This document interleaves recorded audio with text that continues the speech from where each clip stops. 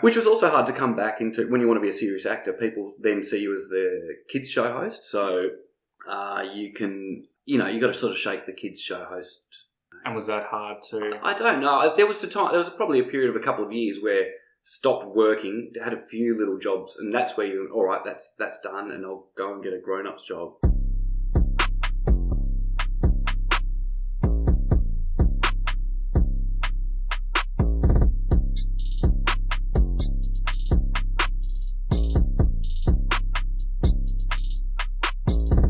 Welcome to the Funny in Failure podcast, a podcast that celebrates failure and shines the light on the emotional side of comedy, with yours truly, Michael Kahan.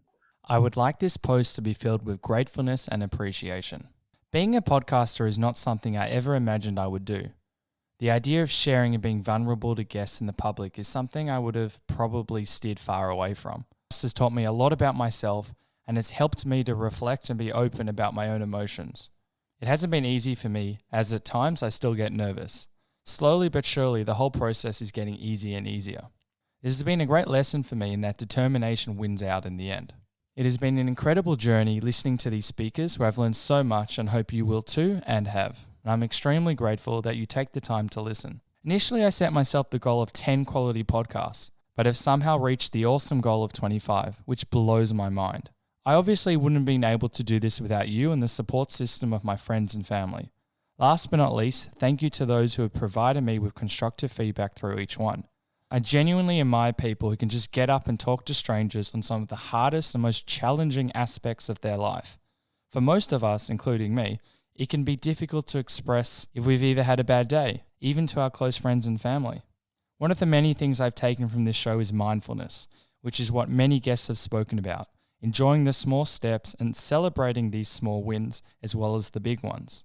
And although this may seem small, I'm extremely proud of myself and grateful to those who dedicate their time to chat with me. To recap, in this season, we've had some unbelievable guests, including Adam Kangas, Neil Kolakta, Jacqueline Mifsud, Michael Chamberlain, Nina Oyama, Ben Russell, Damien Callanan, Alice Fraser, John Safran, Emily Joy, and Julie Hladkowicz. Anyway, my guest today is Dave Lawson. He's a TV and radio personality, a writer, comedian, and an actor. He's also appeared in the iconic Toyota Memorable Moments series and has been the host of a variety of TV shows, in particular a few Nickelodeon shows which I grew up with. This includes Savo, Camp Orange, and various other Nickelodeon ones. He's also the host of the web series Dave's Shed Show, which has featured some of the biggest names in Australia, including Stephen Curry, the actor, Hamish Blake, Annie Lee, Ryan Shelton, Peter Hellier, and John Safran, who was a previous guest on this podcast, amongst many more. You may also recognise him as Scott from the multi-award-winning Australian television comedy series Utopia. More importantly, he's the nicest human being I've come across, so let's get into it. So thank you so much, Dave, for coming on the podcast. You're welcome. I always ask my guests a bit of a tricky question. Some call it a brain teaser. Okay. I hope you're ready. Yeah. If you were on Tinder, what would your bio say about you? God, I don't know. I've never tried any of the Tinders or what are those, Bumbles? I know the names of them, and I've played Tinder for other people. Yeah, and when they say, "Do you want to have a go?" and just see, and I take it quite seriously. I'm not just because some people just go flip, and then try and get a match. I look at it and try and see. You look at it they'd be a great match. Yeah. I try and make it work. What would my bio be? It would say. It would say, I'm a dad. I think I'd probably have to put that down first. As well. Nice. That'd be important. Yeah. Important for you or for them to know what they're... Just, a heads up before people know what they're getting into. And maybe a professional idiot as well. Ooh. I think that's probably... Although I don't like seeing myself as too much of a professional idiot. I was a professional idiot. Like, that's what I did. And what I probably still do. Yeah. But now I'm 40 now, so I want to be taken a bit more seriously. So what about just an idiot? Yeah, perfect idiot. Yeah, amateur idiot. Amateur idiot. Would that get me swipes, do you think? I definitely believe you get a lot. I don't actually get many swipes personally, which is really upsetting. I don't know if it's my looks or my personality. What do you say on yours? It changes. I used to have a very corny joke. I used to throw photos of my dogs because that's it. My dog, because that. Yeah, right. And, everyone, I've looked at the statistics on my friend has of what's the best way to get swipes on Tinder. Yeah. And dogs was apparently number one, and I get nothing. And people fall for that. I swear one of my friends, and he knows who he is, Yeah. he bought a dog just so that he could use it for his Tinder game. A dog's not... There's got to be an ad campaign. A dog's not just for Tinder, it's for life. It'll be a global campaign. Yeah. I wonder how many dogs end up back at the pound because of Tinder now. I would assume majority. Well, maybe there's an opportunity for the pound to get people in to at least come and have a look at the dogs, where they must do this, where you could come and hold a dog for a Tinder photo. They could have a professional photographer there. You make a lot of money doing that. Well, yeah, you donate maybe $5 to the animal shelter, and you can get a photo with a dog or heaps of them or all of them, and it's professionally done, professionally lit, and then you can upload it straight away. How much would you charge per photo? Look, I think it's just a donation thing. I think we make it more of a donation to Spread the Lord Smith Animal Hospital or something like that, where you can go and maybe even maybe you don't need to own your own dog. Maybe just going and patting homeless dogs. Oh, that would be extra brownie points. Extra brownie points. I met this one lady a while ago, and she couldn't. And I admire her for this. This leads into another whole can of worms, which I'm not sure. Another podcast altogether. Yeah. And she told me that she got a rescue cat. Right. And every sentence she goes, so about my rescue cat, and I couldn't change the subject because she had to keep on saying that she got a rescue cat, which is still really cool. And I was like, that's really nice. And I tried to change the subject, and I asked her, so I was walking away, sorry. I wasn't interested so much in talking about the cat. And she goes, don't you want to know more about the cat? The rescue cat. The rescue cat, thank you. And I don't want to be rude. And I'm like, sure, is it a boy or girl? And she was smiling before. She was very animated. She crosses her arms. And she's like, it's a gender-neutral cat. Oh, right. And I thought she was joking. And if however you identify, that's completely fine. And I just want to put that out there. Yeah. I've never heard of it with an animal. Yeah. And I might get into trouble for talking about this. And yeah, I was very surprised. Right. And I made a joke because I thought she was joking. Yeah. And I'm like, I guess you can't call it Gary or Barry because I felt a little bit awkward, and she didn't like that very much. Yeah. And we're talking about Seinfeld, and one of the main characters wants to name his child Seven. Yeah. So I said, why don't you call it Seven if you want to call it a more gender neutral name? And she responded, Seven's not actually very gender neutral. Why? I asked her, she just said it was more dominant to one of the... Oh, right. And I'm like, okay, sure. What would you like to call it?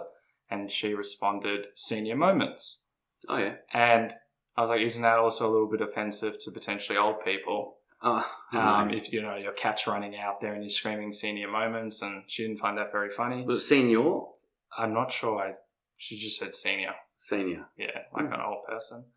And she didn't find that very impressive. Was this on a Tinder date? No, this was at a party. Just in life. And she wasn't very impressed, and I apologise if I offended her. Yeah. And that's my that's my experience with I suppose if the cat wants to identify, it should be able to identify as whatever it wants to be. But when they're neutered, they're probably neutral anyway, aren't they? You neuter a cat, exactly. De-sex it. Well, they're de-sexed, so there you go. Yeah, exactly. I'm not sure. I can ask her. Yeah. Thank you. On another note, so you're a TV personality, a radio personality, a writer, an actor, a comedian. You've done voiceover acting. Yes. You've worked with some of the biggest names in Australia. You've also appeared in the iconic Toyota Memorable Moment series. All true. Which everyone will recognise you from. And you've been the host of a variety of TV shows, in particular Nickelodeon shows, which is where I know you from. You're also featuring in the Melbourne International Comedy Festival this year. Yeah, for the first time ever. Which is amazing. I'm not a stand-up comedian, which it says on my Wikipedia page. I'm a regular on the circuit, and I think it even says I've won an award. I've won the Comedy Custodians Award. Oh, congratulations. Thank you. And it actually sounds quite good. Yeah, you just keep it there. I didn't do any of that. I didn't upload the page. But the first time I've been doing a Tonight Show in my shed, which you can see just there. Yeah. I started about 6 years ago. I did 4 episodes, and then I rebooted it this year with the help of Roadshow Entertainment, and did another 4 episodes. And then with the help of Live Nation, they're going to put on 4 live unbroadcastable episodes. Awesome. And I'll post more links. I'll post a link about that in the Facebook page. That would be great. So if I would have told you when you were first starting your career or when were you at RMIT studying advertising? Yeah, correct. That you would be doing all of these things. How do you think you would have responded? I would have been stoked if you told me. Yeah, I would have been really happy. While I was at RMIT studying advertising, one of my friends' mums was an agent or put people in TV commercials. So so I ended up just doing a couple of TV commercials, and then I thought, that's great. I'm happy with that. And then from one TV commercial, some more auditions came up, which ended up, I suppose, with me at Nickelodeon. But I wanted to be an actor. I wanted to be taken seriously as an actor, but then I realised every time I tried to be serious, people would just laugh at me. Do you, any example or a funny one that springs to mind? I don't know. I think I remember, like at school, when I was maybe in year 7, I used to do magic shows. I thought I wanted to be a magician, and I'd set up tricks, but the tricks always went wrong, and people would laugh at those more than me being a serious magician, which I actually then engineered the magic show to stuff up most of the time. So then people laughed at it, and that made me feel good that people were laughing at it. I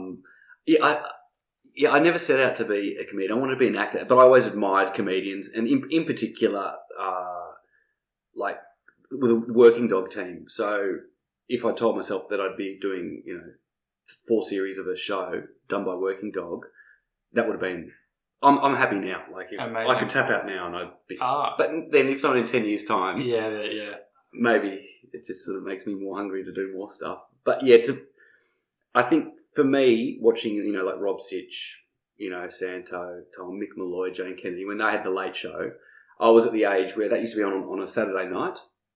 So I was too young to go out, but too old to go to bed early. So that was that's a nice. It was perfect. Came on at 10 o'clock, so I'd wait every Saturday night for that. So I suppose sort of what I found funny was them. That's the first time I really thought that's what's funny. And that inspired you to do all of these things? I think so. It sort of just all rolled into place, like going to uni, meeting someone whose mum is an agent who puts people in ads, and ending up in a couple of... Like, I did a lot of TV commercials while I was at uni. It was like Dr. Pepper, Kmart Tire and Auto, Just Jeans.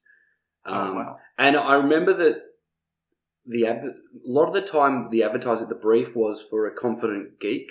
Confident geek? Yeah, so that's... Did you identify as that? Yeah, I didn't, but I was like, not cool guy, confident geek. And from that, you ended up going to casting agents who would cast the TV commercials, but then that's when Nickelodeon came up. So one of the casting agents who used to cast all the TV commercials was casting this new kids show. And so I went along thinking, you go along, you never know where this is going to end up. But I never set out to be a kids show host. That was never on the cards. But then, you get through one audition, then you get to another, and then you start getting excited and go, I actually really want to do this now. And I suppose that ended up lasting for about 4.5, 5 years when I moved to Sydney and then hosted. Okay. Yeah, so the first series of Nickelodeon I did filmed here in Melbourne, and then they moved the production to Sydney, so I used to just commute, and then I just moved up to do their other shows, which was Savo, Nick Takes Over Your School, Kids' Choice Awards, Camp Orange. I remember all those good times. It was great, and it was the best job. And I could probably still be doing it now, but I think I just got to the point after doing I did it from probably 22 to maybe 26, 27. I just stopped enjoying the slime. So the green slime. At the start, it was great fun, and you could go, pour whatever you want on my head, I don't care. But then I think when it gets to that point, it was time to, maybe let someone else have a go. Oh, okay. Which was also hard to come back into. When you want to be a serious actor, people then see you as the kids show host. So you can, you got to sort of shake the kids show host. And was that hard to? I don't know. There was probably a period of a couple of years where stopped working, had a few little jobs, and that's where you, all right, that's done, and I'll go and get a grown-up's job. Yep.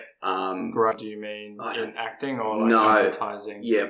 One where you don't wear makeup. Yeah. To work. Or play dress. One where you're not playing dress-ups, I suppose. It might have been advertising. I don't know what it was because I really don't know. Did you finish your... I finished the degree. And a lot of my friends now run advertising agencies, but that was 20 years ago, so...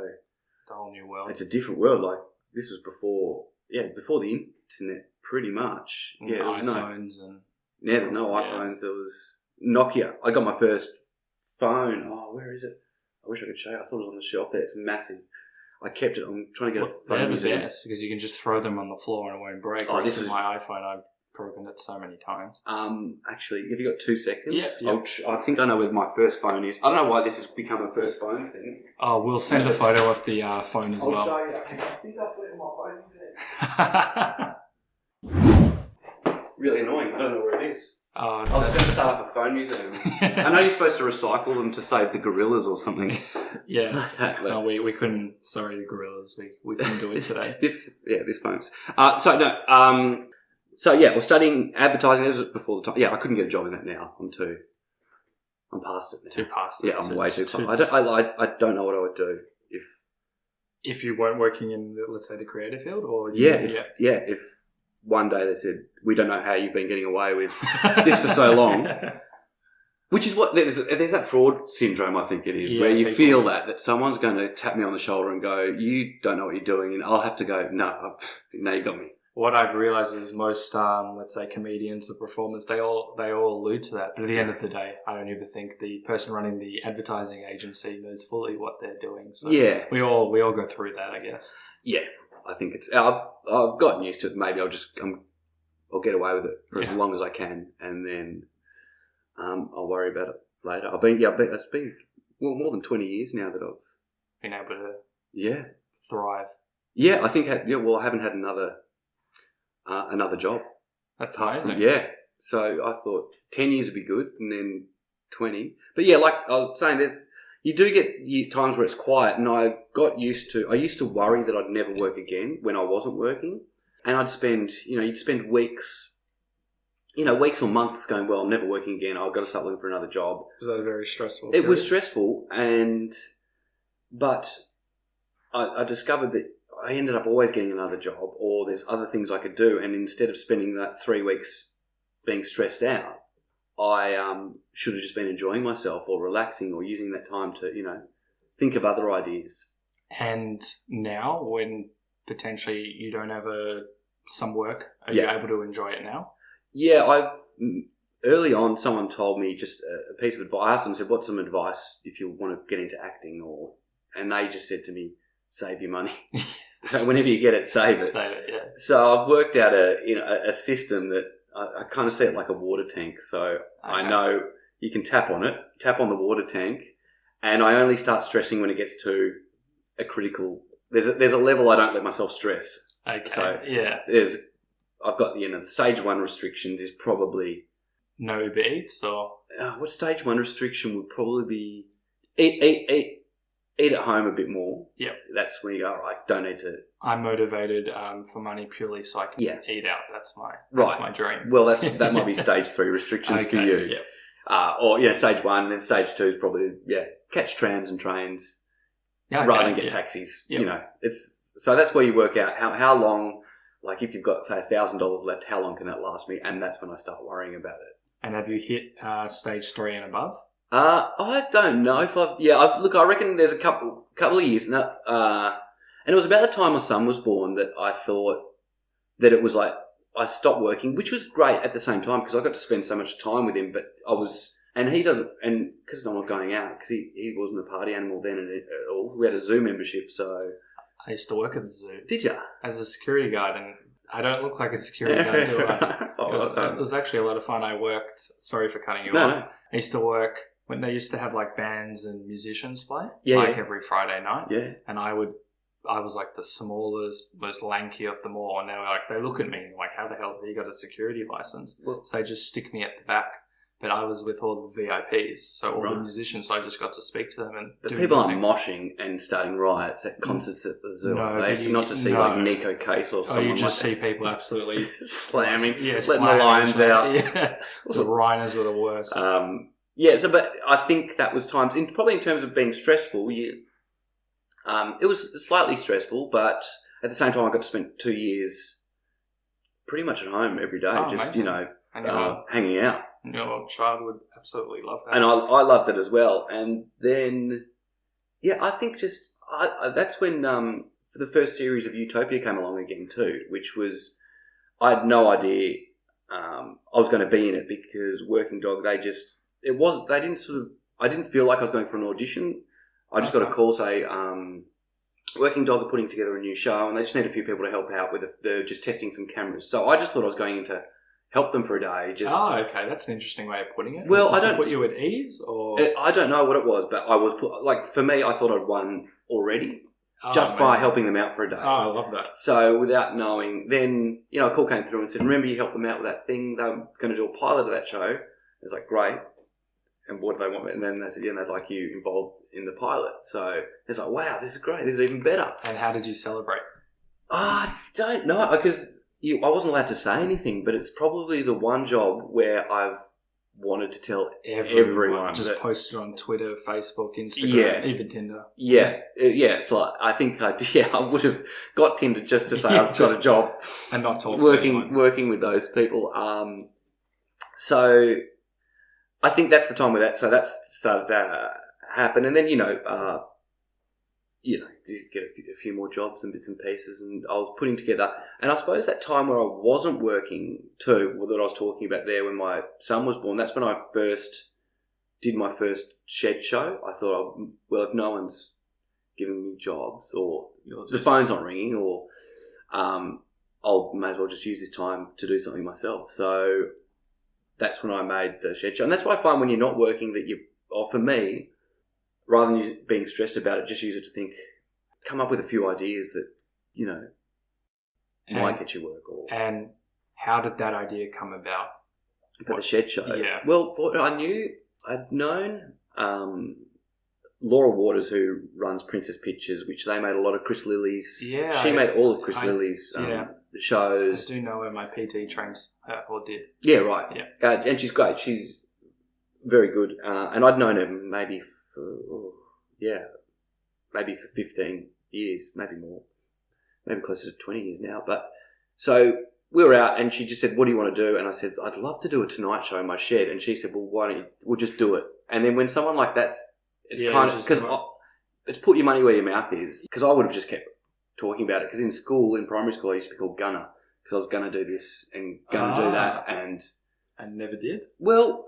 Oh, you did? But... I did, but I don't think I did everything I said I was going to do. But I reckon if you do even 2% of the stuff you say you're going to do, that's still a lot of people say they're going to do things, and then they're excuses, or they don't do it, or something's come up, and that's not going to get you very far. And I'm one of those people, I think, that I'll talk about doing a lot of stuff. But when she said, "All right, do it," and I was like, "Oh," she said, "I'll lend you a producer from just someone." Wow. Yeah.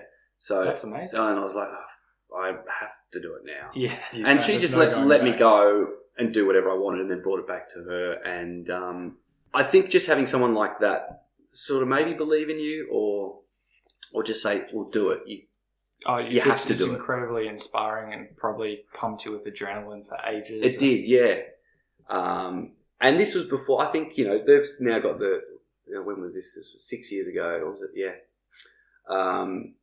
And web series was sort of a thing, but for them, they were a TV production company and weren't quite sure what you do with a web series. Because it was definitely before its time. I don't know. I mean, people were doing stuff on the internet, but this just seemed like an opportunity, because having worked at Nickelodeon and just seeing how TV is made, you realise you don't need much. And with the technology now, with the cameras they have, you just needed, at the time, I think we did it on a couple of 7Ds and a 5D. I have no idea what that was. They were like a Canon, like an SLR camera. Okay. Which was, so suddenly these SLR cameras came out, which you could film broadcastable.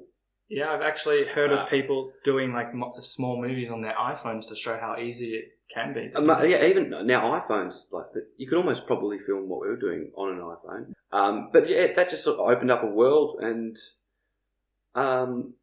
again, I did 4 episodes, and then I think became a bit more of a parent, and so I put it down for a while, and then that's when recently Roadshow were looking for content, and they asked me if there was something I'd like to make, and I said, well, the only thing I'd ever really like to do again was maybe my Tonight Show, and they just said, well, why don't you make that for us? So it was kind of, it was it all fell into place. And that's fantastic. Yeah. This might be a bit hard to answer. Why do you think you've made it so far when so many people haven't been as successful as you? I wouldn't call it luck, but what do you think?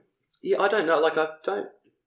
I do feel very lucky, But I also think what has been helpful for me was doing the advertising course, because I think what you learn in that is selling an idea, and whether I was not selling myself or packaging up or that's the hardest part of being a performer, apparently, is selling yourself. Yeah, and I find it hard to sell myself, or I suppose to talk yourself up, but hard. Selling idea, I've been able to sell an idea, I think, to people, or get ideas optioned, or. And I like that because it also shows that you're not an egotistical monster and look at me, I'm the best thing in the world. I don't know, maybe I am. Yeah. But I think, I think a lot of performers, it's fine, and all artists as well, selling yourself is such a thing to do, which is why people have managers and agents, but you can't always rely on them to.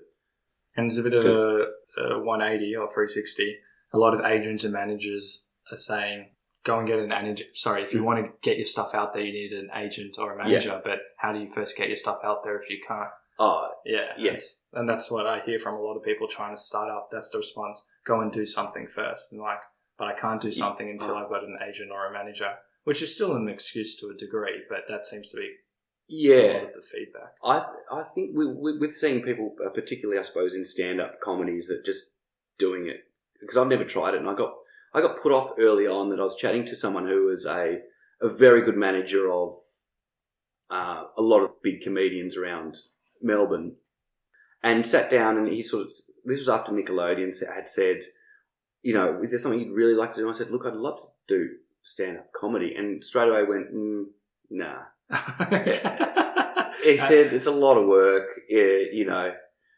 I think probably wanted to shuffle me more into maybe the radio world. Okay. How did that make you feel when they just cut it right there? Yeah, it was, I suppose, all the people who could have helped me would have been that person. But didn't see me as, because at school I loved being on stage and doing it. I knew I could do it. And so did you do a lot of acting and acting, yeah. And I loved that part of it, and I loved being funny. And I suppose in my head I thought we'd do the magic shows was my thing to do. But to be cut down then, and it wasn't like they were like, we can't do anything with you. It was just in saying no. But I think it made me realise how much work it takes. Like, you can't just be a part-time stand-up. No, you have to put in which I learned from doing stand-up once. You're right. It's not just once, that went well, we'll do another show in a month.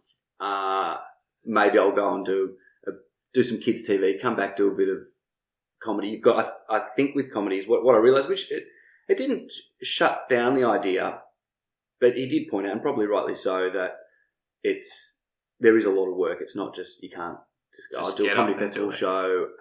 You've got to do all, the open mic nights and practice and fail and fail. And I think that failing was the thing I was, most worried about, because, so I put that, not that it was a dream, but I suppose I realised that maybe I wanted to focus on more making TV or being an actor or being a presenter rather than a stand-up comedian. Have you had many experiences with failing?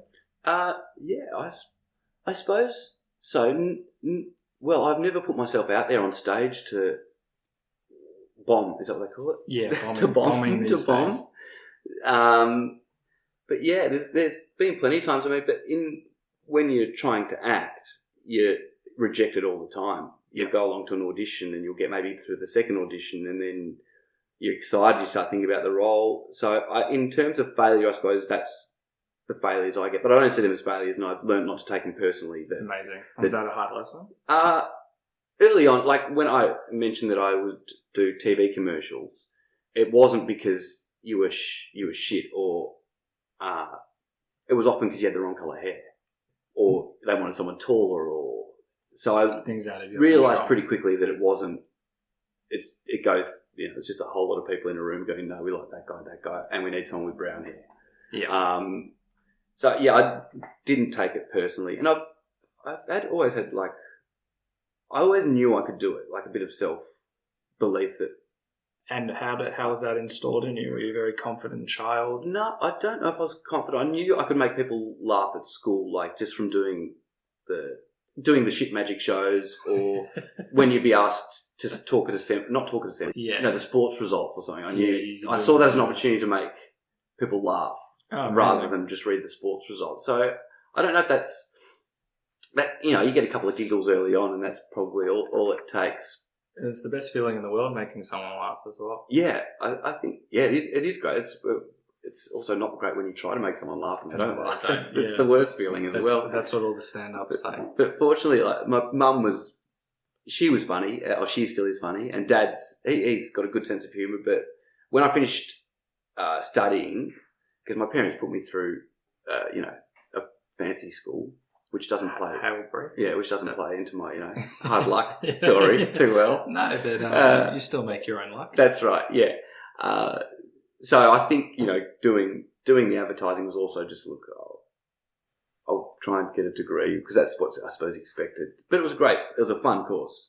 And then I said to Dad, I really want to try acting. And he said, all right, well, you should give it a go then for a bit, but give yourself a cut-off time, which wasn't great for me because I didn't want to cut off time. I was just like, this is not like a... I'm going through the same thing now to a degree. Right. But he was supportive as well because he said, 99% of actors are out of work. And he said, but that also means that 1% are in work. Oh, I love that. Which was great. Yeah, so they've been always very supportive? Yeah. I think, early on you got to do a couple of ads and I was able to support myself, but again, I wasn't living off much. Yeah. And I was doing a bit of retail as well, so... but there was always enough of a carrot just dangled there to, for that cut-off date. So you go, I got an ad or I did this or I got $200 to be in a film clip once. Oh, nice. And there's always just enough of it to keep you going until I think the point is where I got the Nickelodeon job and that they saw that as I was getting a salary. I was getting paid fortnightly, so it's like that was a grown-ups. It's grown up as a job. Because it's very interesting. A lot in the creative field. A lot of I can't say a lot of, but the people I've interviewed and people that I've met, often their parents aren't that supportive. Right. Or they're supportive of their child, but they're quite worried how they're going to earn a lot of money. Yeah. And it's all coming from a place of love generally. Yeah. We're going to have to look after our children. And it's very nice that you had parents that were supportive. Yeah. They at the same time, they was like, they wouldn't support me. And just it's like they also I mean also I had to move out, not move out of home. They weren't like you can live here as long as you like. Yeah, but I think they saw that as a good thing. Where if you can go and do it and do it without help, then go for it. Like that. But I think when I sort of moved out, I found a mate we shared a house and it was like $50 a week a room. Oh, I wish. Yeah. This is 20 years so we didn't need much to live on. And then that's when the Nickelodeon job came along, and that was really helpful at that time of my life to get a regular job that went for 4 years. And what was it like being famous at 22 to 26? It's funny because I never saw myself as being famous, but because it was on Foxtel and Ozstar, but this was again at the time before YouTube, so there was free to air and then there was Foxtel, but I wasn't.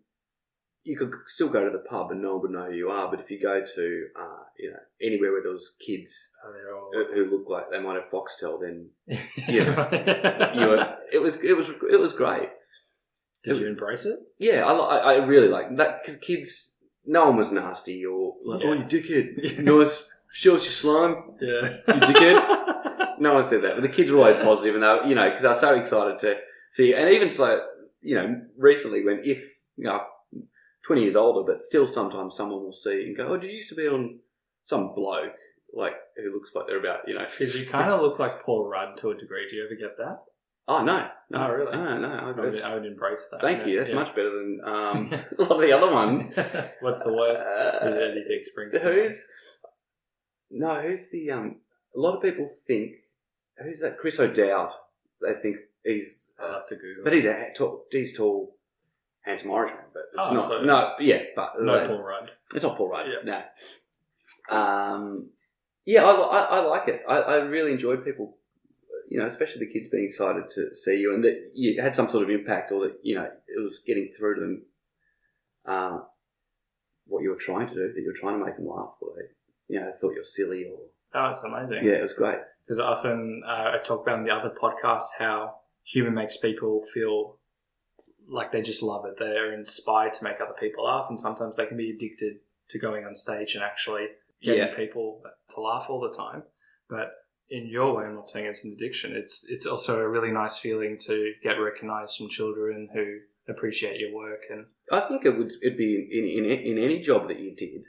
If someone said, "Oh, I liked your work," you'd go, "Oh, great!" Like you were saying before, you did accounting. If someone came and said, "Michael, how did you balance those books? That was amazing." I would have never have got that. One, because it's not how it works, and two, I was the worst accountant in the history of the... Really? I was so bad. So no, but if someone came up to you, I would have appreciated it. You go, "Oh, thank you, thank you." It's like that return you did. Yeah, it's like, how did you manage that? Yeah. And then and you missed that, and that's in balance, and all our assets are gone, and wasn't me.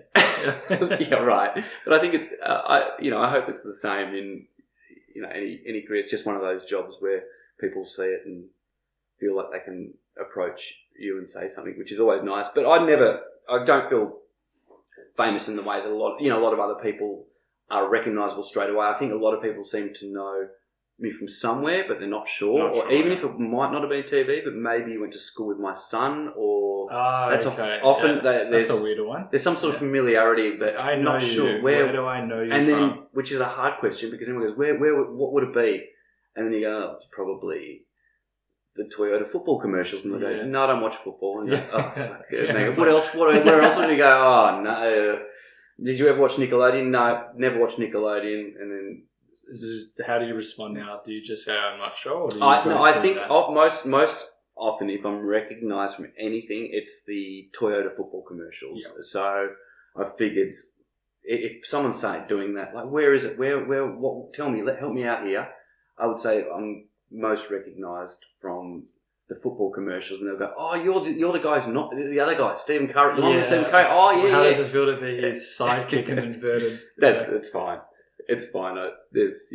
Do you guys ever talk or discuss how that's often the case? Yeah, he's asked me to get off his coattails quite a few times. He's asked me when I'm going to hop off the coattails. But we're really, really good friends, and he helps me out. He's on my shed shelves, my worm puppet under the desk. Worm puppet? Yeah. Oh, that's an So that's my payback, that he has to sit under my legs with a stinky sock on his hand.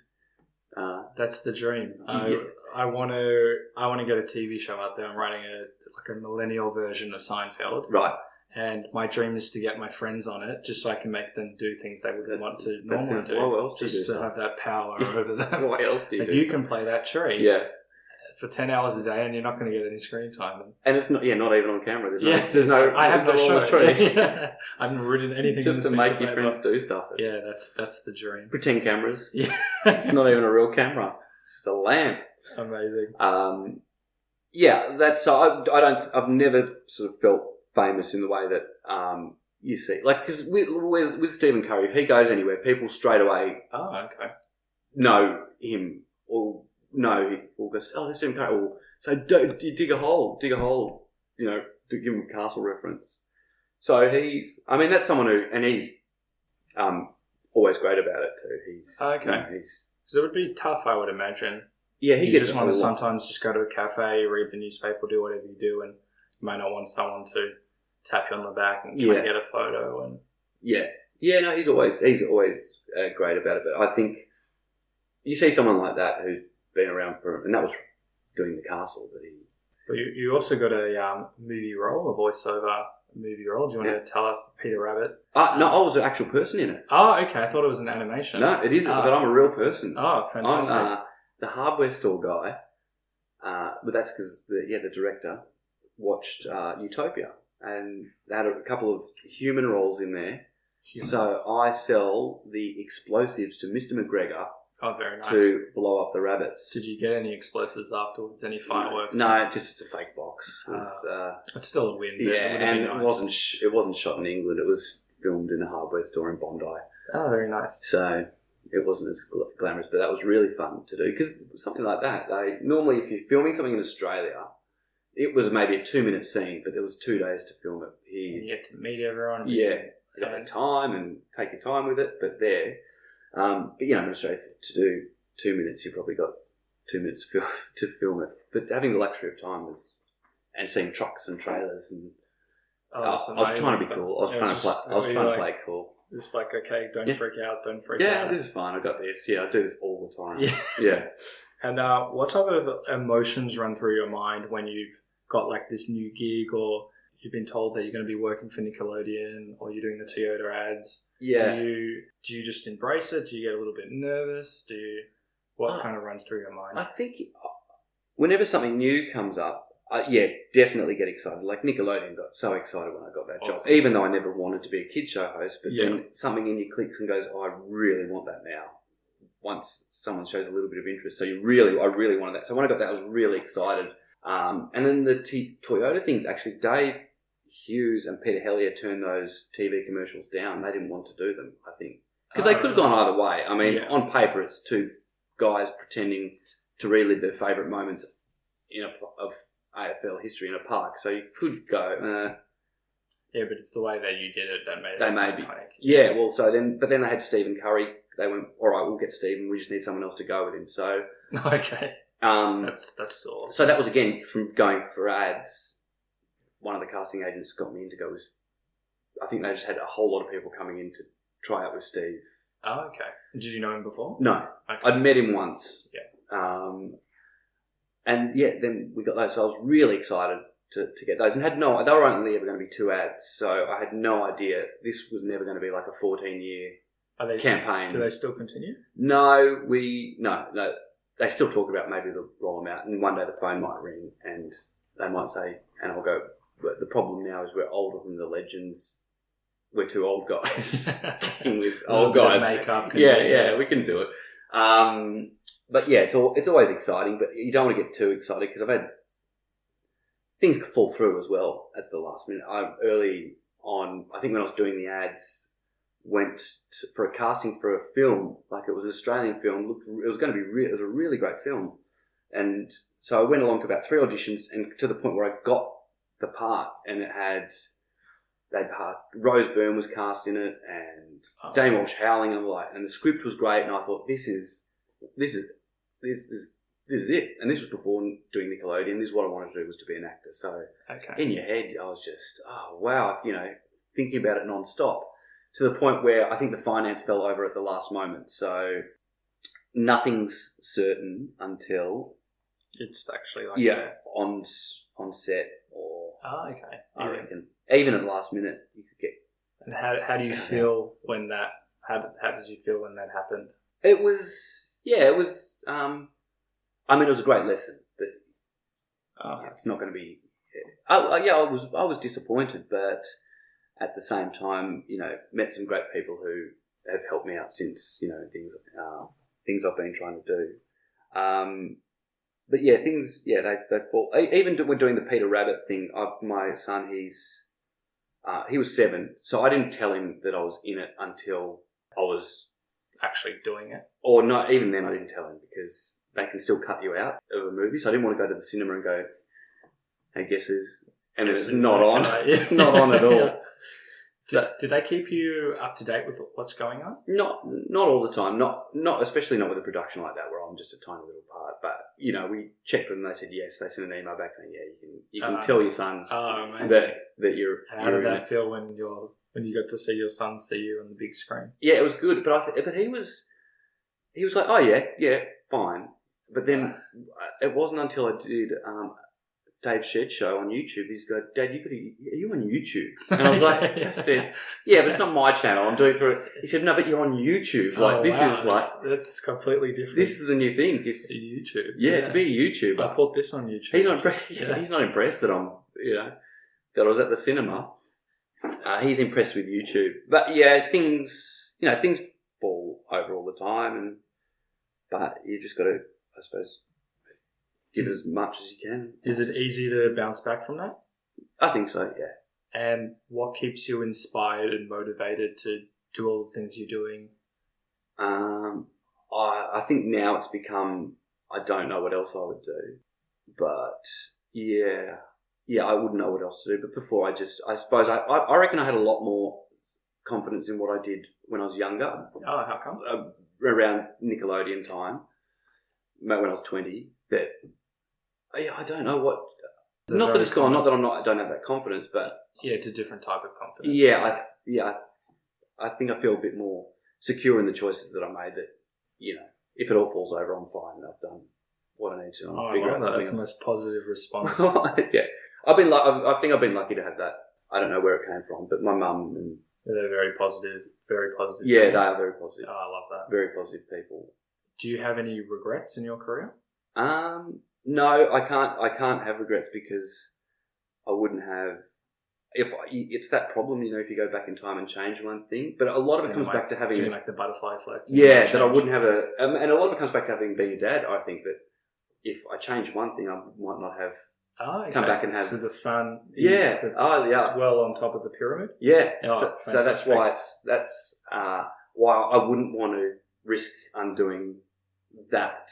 Oh, that's really nice. There's one. The one thing I think if I could go back in time and not change it. When I was doing Nickelodeon, the first ever show I did was a live Saturday morning show, and then Nickelodeon cancelled it. So I went back to the production company with an idea for my own show, and they loved it and optioned it. So it was the first time, and there was sort of a little bit of interest from people and like networks to do it. But so I had this idea that was a maybe, and then Nickelodeon came back to me and said, "We'd like to offer you 18-month contract." Oh, wow. So there was the definite, and the maybe. So I took that. Not that it was an easier option, but I wonder what happened if I'd said no and see where and gone and done my own show. And I wonder if it might not have gone anywhere, but it could still be running today. Or this is interesting. My one of my dad's friends, he had this amazing. I think he was CEO of this one business company, and it was doing really well. And then this company from America, might have to cut out the America bit so he doesn't know what I'm talking about him. Yeah. And new company, it's like a startup-ish. This was maybe 15 years ago. And he wasn't feeling that fulfilled in this company, even though he was killing it. He had work-life balance, which is, believe it or not, quite challenging these days in his corporate jobs. Yeah. And he took the other option because he thought it'd be more exciting. And he looks back apparently every day and go, why didn't I take that other job? And it's changed his whole life for the better or good. Well, you don't know. Well, that's the problem. This is not a regret with acting or trying to do comedy or anything, but I came up with this idea years and years ago for a backpack that turns into a scooter. And I went and got it. I got it designed, got it made, went to the patent people, and they went, fantastic. Oh, really? Never heard of it. And then we did a couple of patent searches. There was something similar that existed, and I started to undo it in my head that it wasn't a great idea. And then the other day, I was at the airport, and this kid scoots past me with your idea. It was exactly. He stole your idea. Whether I don't want to think about it, and a part of me felt really sick because I was like, damn it. I got two things out of that. That one, it wasn't a stupid idea. And you got to trust that your ideas maybe aren't stupid and just this. Like that. And if I had sold 20 million backpacks with scooters worldwide, again, I might not. I might not be happy. I might have, That's awesome. Millions and millions of dollars, but doesn't mean I would have been happier. But the main thing, I would have loved to have sold and made millions and millions of dollars. But the main thing was not questioning that idea, that it wasn't as stupid as, that doubt that creeps into you. Yeah, and goes, this is stupid. That's when you need to block it out. Because initially you'll have an idea and you go, oh, wow, that's a great idea. I've got to do that. I'm gonna do that. And then the doubt will creep in and go, oh, well, you're going to. And sometimes even meeting family or friends, they might actually put down that issue a little bit as well. Yeah, totally. Or just put something in your head that goes, oh, right, or I've seen something like that, or, have you thought about this angle of it? And then you start that, which is you've got to try and block out those. I look at it when back in I'm 26 now. I look at it back when we were young guys at school or maybe uni, and the guys asking advice of how do I get that girl? Right. And we've got like a team of 10 guys and we all become scientists, and right. we're like, no, you need to go about it this angle. Or someone else were like, no, you need to do this angle. Yeah. And you hear so many different opinions and you're like, oh, what do I do? And you end up doing nothing. Yeah, well, that's right. Yeah, and I've actually thought about that because I would have been one of those guys back in the day. Sometimes you've got too many voices, you don't do anything. And I like how you still had the confidence throughout to still do all the stuff in your career. Well, that's fallen into play. I don't know how it's happened, but I think a lot of the time is, I'm taking, because I never want to never set out to do a kid show, but taking maybe the blinkers off and going, all right, maybe there's an opportunity here. There's always opportunities to meet someone But you feel like you put, maybe we'll call it your ego aside, because you said you want to be a respected actor. Well, that's and then you take on, which I still think is respected, but in your opinion, working in that role may have not been seen for you as that. Yeah. Oh, doing Nickelodeon, being slimed every fart jokes, and being a respected actor. Yeah, but you still did it anyway, which is and it was the best job. Was that your big break? I'd say so. Well, this is the other thing too. I found because ended up getting a lot of jobs from Nickelodeon because a lot of producers would have kids who would have me on in the lounge room every afternoon. So they would often. So I've got jobs through, producers saying, "Oh, my kids watched you on Nickelodeon. Do you want to chat about something?" So cool. A lot of time you don't see that. I never did it for that opportunity. But opportunities come out of that, which was really lucky. So I think you got to have a bit of trust in what you're doing and your ideas. And I think I was into just getting back to not doubting your ideas too much. When I was at Nickelodeon, I got to meet Steve Hillenburg, who created SpongeBob SquarePants. Oh, I think he passed away last year, I think. My favourite show. It's the best. Yeah. And so I got to do an interview with him. It was one of those Nickelodeon pieces, how to draw SpongeBob. But I also got to chat to him when we weren't filming and asked him what his friends thought when he said, I'm going to do a cartoon about a sponge who lives under the sea. And people to him went, well, I don't get it. But he had a clear vision of what this was. But a lot of people went, nah, his friends and family were... Because on paper that would sound ridiculous. It's the dumbest idea. Like it's a sea sponge and his best friend's a squirrel and... They breathe underwater. And there's... it's just not a good idea.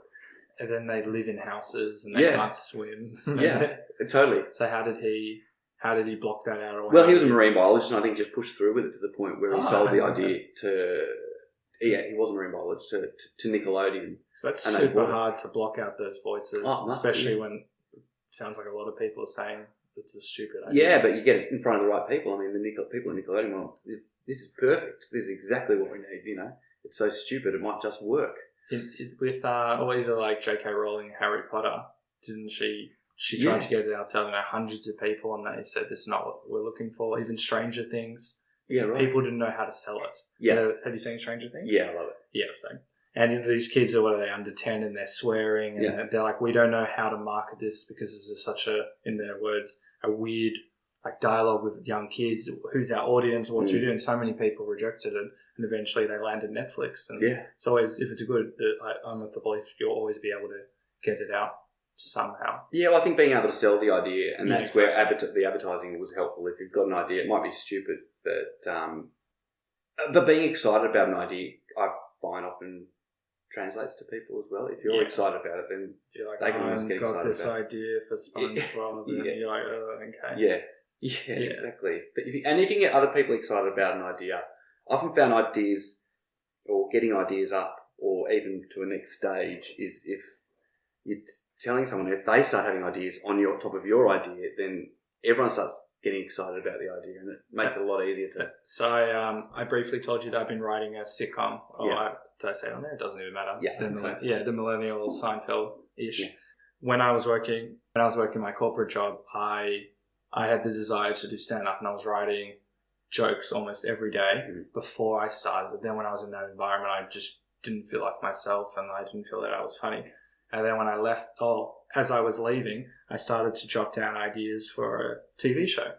And I was so passionate about it, way more passionate than I was ever talking about accounting. If people go, how's the review, just say good or bad or whatever. When I was talking about the TV show, and then my friends, and I'm very lucky, they agreed to spend a whole day with me and we'd go over who the characters would be, how it would work. That happened a few times.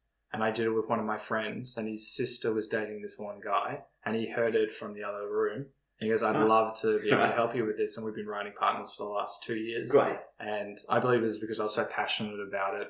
Yeah. And we've been working fantastically ever since. And we're entering writing competitions. Hopefully it gets out. Yeah, well, you're not going to get it up by not doing it. No, exactly.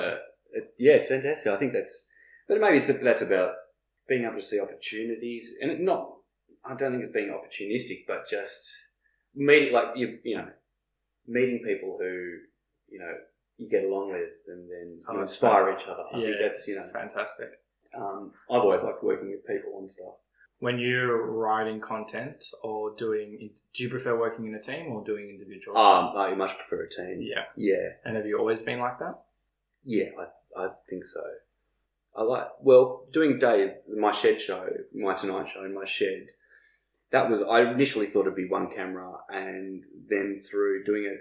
one camera's in just you? One camera on there, we just turn it on whenever we feel like it. Okay. But then through doing a show called Guerrilla Gardeners, which I got that job because the producer had seen me on Nickelodeon and was doing Guerrilla Gardeners, and the director of Guerrilla Gardeners, I became good friends with Peter Lawler, who directed The Panel. He directs I'm a Celebrity, Get Me Out of Here. A lot of TV studio shows. He said, well, why don't we just do it? So then he calls a mate, and suddenly, before I knew it, it's rigged up. There's sound gear, and we're getting an audience. Catering crew. Yeah, pretty much. Pretty much. So trailers at the back as well. I think just, working with people like that, like I would never have had the confidence to go, well, let's shoot 4 cameras. Yeah.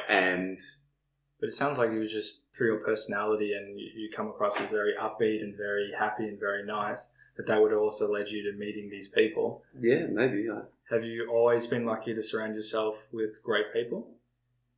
I've been, lucky with, cool. Friends, good friends, funny family. My brother's really funny as well. So I think he's one of the first people I'll call if something good happens. Oh, nice. So very nice, close family? Yeah. Particularly me and my brother. I think when we grew up and we'd make videos together when we were younger. But he is in advertising now. He did the same course, but he followed... Who's older, sorry? I'm older. So he's my younger brother, did the course and now runs his own advertising agency. But he'll be one of the first people I call up. And, and my dad still gets a kick out of that's a proud little parent. Yeah, it's really nice. So to have that, but I don't reckon you don't come across that many people who you can't be around. I don't know. I've met a few. Have you? Yeah, you meet some. Maybe. It just depends who you're with, and that's I can give a really long answer, so I won't. But sure. Not every. There's not everyone you're going to click with. I'll put it that way. No. Well, that's right. No, I don't think I click.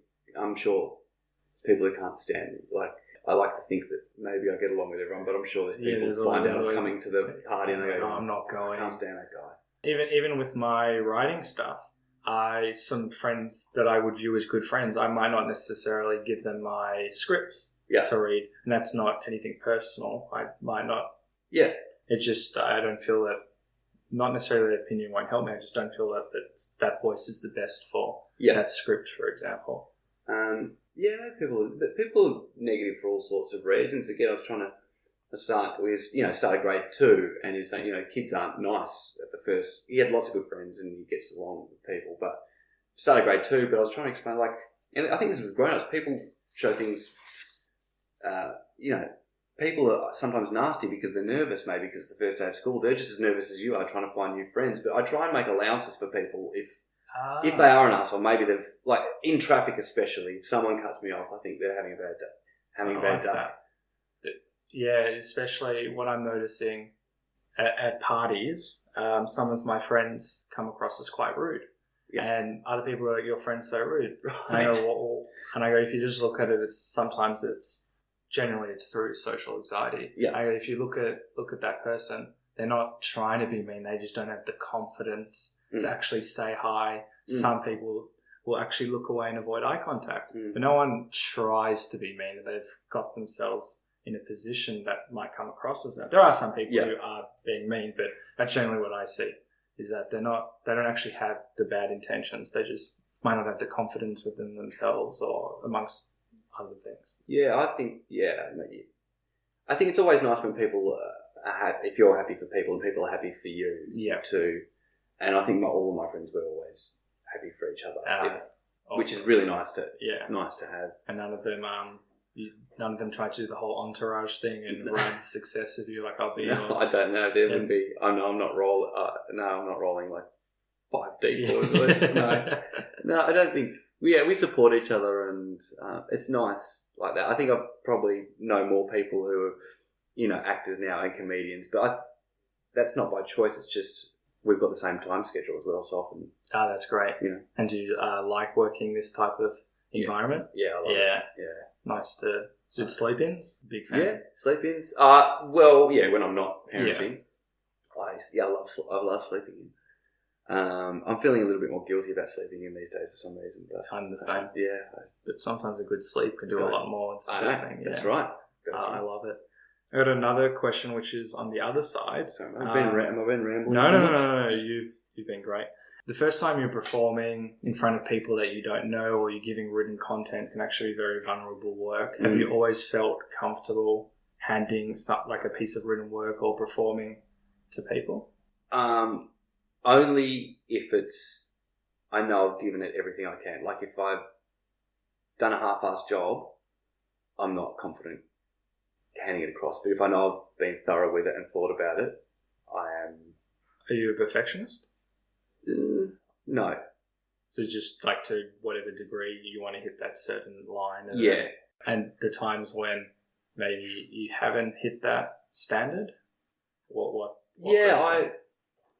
I mean, there's plenty of times that you go, I could have done it. You always walk away from something and go, I should have done that. I could have done it better. I could have done this. But at the time, you weren't thinking about it. It's only in hindsight that you go, I could have acted a bit better in that scene, or thought about that a little bit more, or put in a bit more preparation. But I felt, delivering, when I made my shed show, I had to make, the first time I was just making it for myself to put online, so it didn't matter. But the last time road show, which, big company that you promise you can deliver 4 episodes of a certain length. And was that like a hard thing to go, how am I going to do this? Yeah, well, especially too when they give you money to do it. And so I feel the pressure for them more than... Well, for me, I had to first that I promised I could deliver something, and if I didn't, I would have been in a bit of trouble. But, I had to sort of, make sure I was paying everyone and keep track of it, which I'm not great at. I'm great at paying, I'm not that I'm not great at it, but I understand. Finance, project management, I never thought was one of my strengths, but I quite enjoyed it. I felt really happy that I'd done everything I could to the point where when I delivered the episodes, it was like there's nothing else. And how do you get ready for a show? Whether it's radio, acting, all the other things you do? I suppose it's all different. Like if it's acting, it's just important that you know the words in the right order. And is that easy for you to do? Because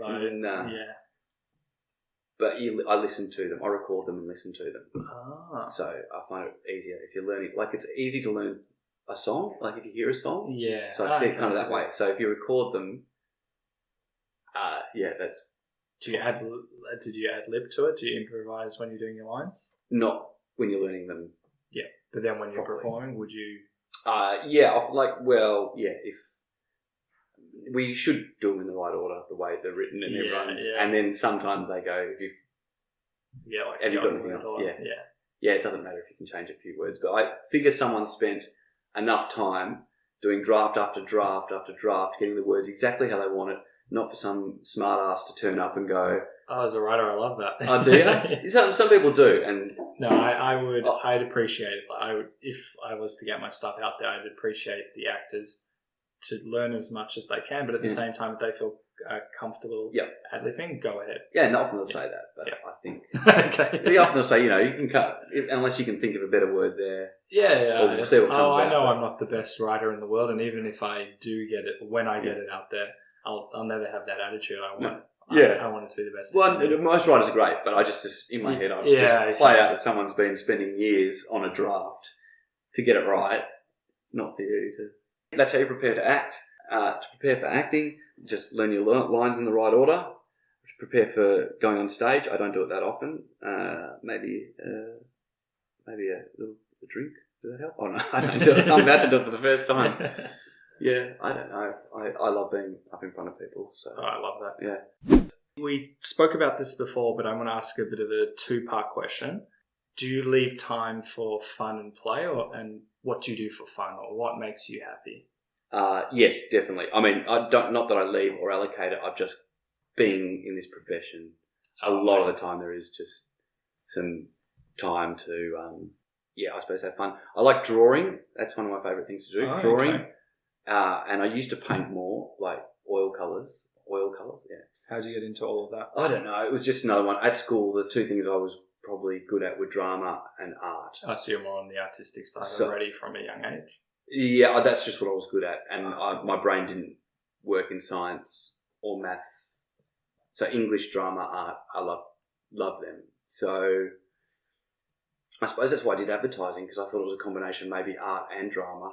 Yeah, and is it? I sort of, in a way. Yeah, you got to sell your ideas and pitch your ideas. Yeah, you can use both sides of the brain. Using maybe or whatever. So it kind of is, but yeah, I'd love to. I'd love that, which is a great way to, if you're going into your own head a little bit too much, to draw a picture. For me, it's the same as, I suppose, doing a puzzle. You're only ever thinking about what's. I'm a shocking drawer or painter, but even doodling or just drawing circles on a page. Well, as you can see, that's my. I think I found that very helpful for those moments where you start doubting or going to your own head, and you're not going to feel great every day. But it's a good way to, because you just focus on what you're drawing or painting. It's great. They call that meditation. Yeah. Well, it is. I think it is quite meditative, and then you can spend 2 or 3 hours doing that. So that's been very, very useful. Thing. Not that I think I'm, especially with things like Instagram now, you see how good people are at drawing. Yeah. The lady doing the graphics design work for this podcast, unbelievable. But yeah, you don't get put off by that. You get inspired by that. I'm not going to draw or paint ever again, because this there's about 500,000 people better than me. What's that, motorbike? Not sure. Have you been on a motorbike before? No, but there's a motorcycle. What are they called? Gang. Oh, yeah. You're not far away. Oh, okay. Do they any problems over Not with me.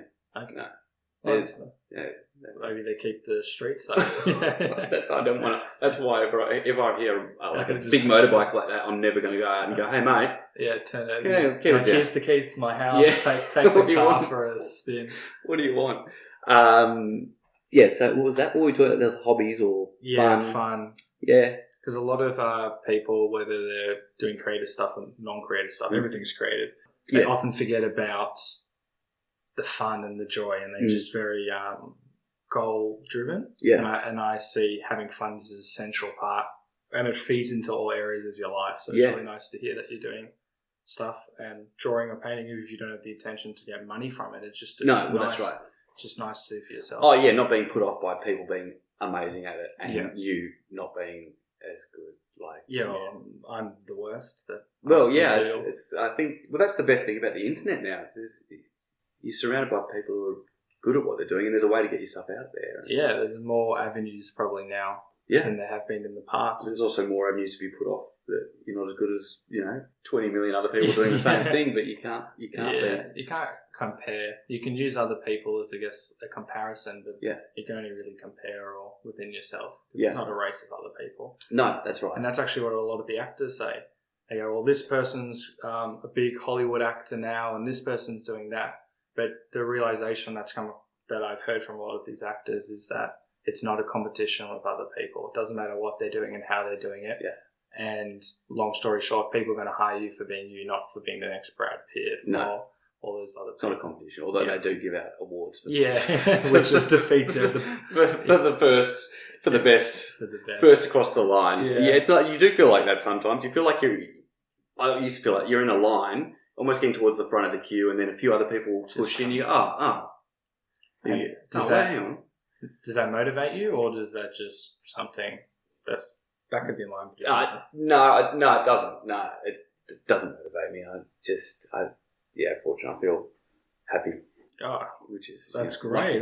Lucky. But I do have grumpy days too. Yeah, of course. But super happy, which I love. But the grumpy days only, they don't last.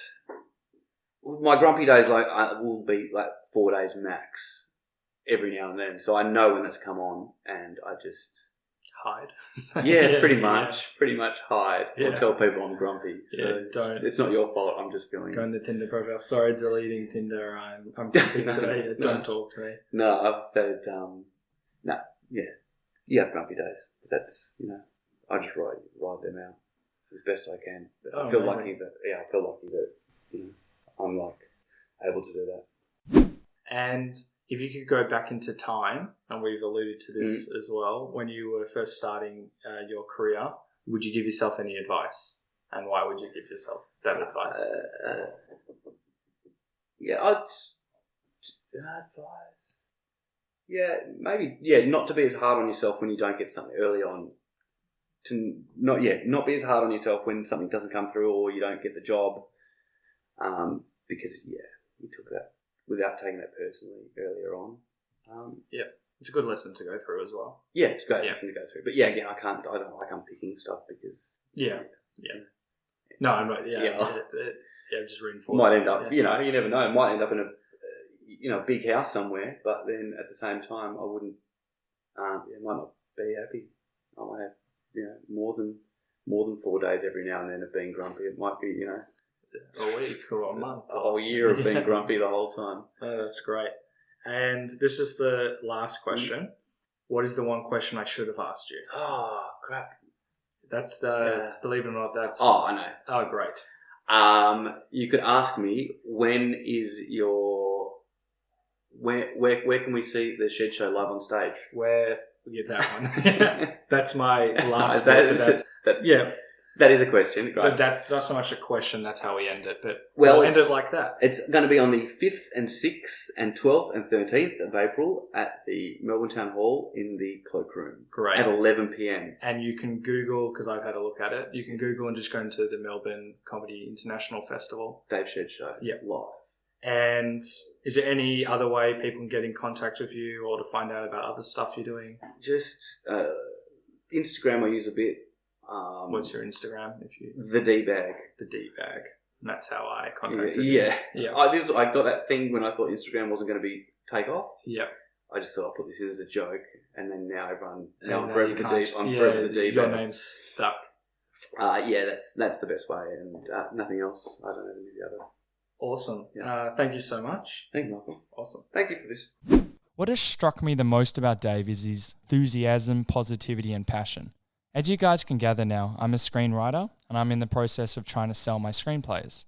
Hard selling has always been a dirty word for me, and like Dave, I've not felt 100% comfortable with the idea of pushing oneself forward. However, Dave has changed my mindset on this dilemma. He can sell or discuss his creative projects simply through his excitement and passion. This to me is far more natural, where people can pick up something you're excited and passionate about. Enthusiasm often builds a chain reaction. The happier and excited you are, the more happy and excited others will be. This wraps up season 1, and I probably moving forward won't label them in seasons. But we've got some amazing guests coming up, including Alan Clements, Alex Keddy, Amy Cunningham, Beth Lepley, Carl Donnelly, Cullen Smart, Deanne Smith, Elliot Loney, Isaac Lohman, Lewis Hobber, Liz Muley, Luke Kidgel, and Steve Kaplan. If you'd like to keep up to date with the latest Funny and Failure news, we're on Instagram and Facebook under the name Funny in Failure. Thank you for listening to the Funny in Failure podcast, exploring the deeper side of comedy.